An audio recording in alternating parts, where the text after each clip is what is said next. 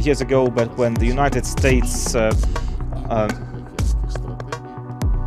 came up with Indo-Pacific strategies, so the Indo-Pacific strategies, they symbolize it years ago, but when the United States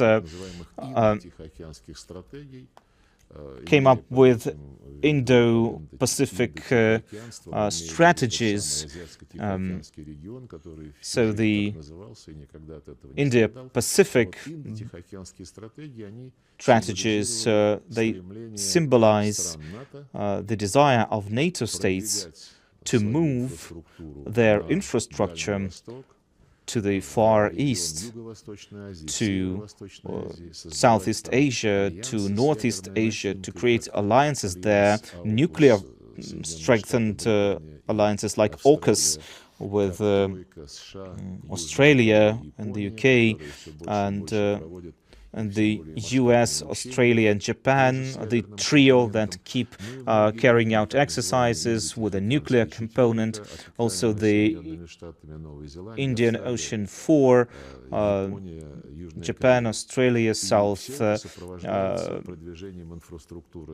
Korea, the United States, and the United States and NATO keeps pushing to the east. For example, the Philippines have been given medium-range missiles, something that was prohibited before by an agreement that once existed between Russia and the United States. So it's the first time that this kind of weapon is going to be in the region. It's also placed in Germany, in Europe. So it all signifies a forceful movement by NATO to the east. They wanted to gobble up Ukraine. Unfortunately, they couldn't. Fortunately, they couldn't.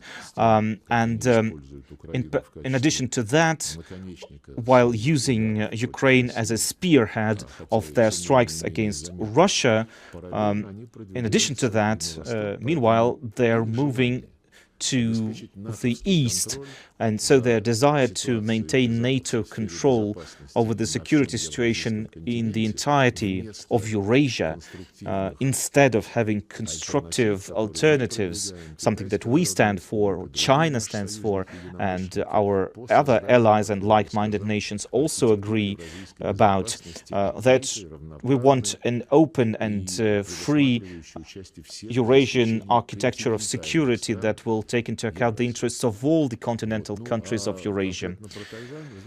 Now, specifically about Taiwan, there's a lot of speculation and provocations happening with respect to that matter. Just recently, for example, the rationale that I've just given you, one of the journalists spoke to President Macron saying basically the same thing.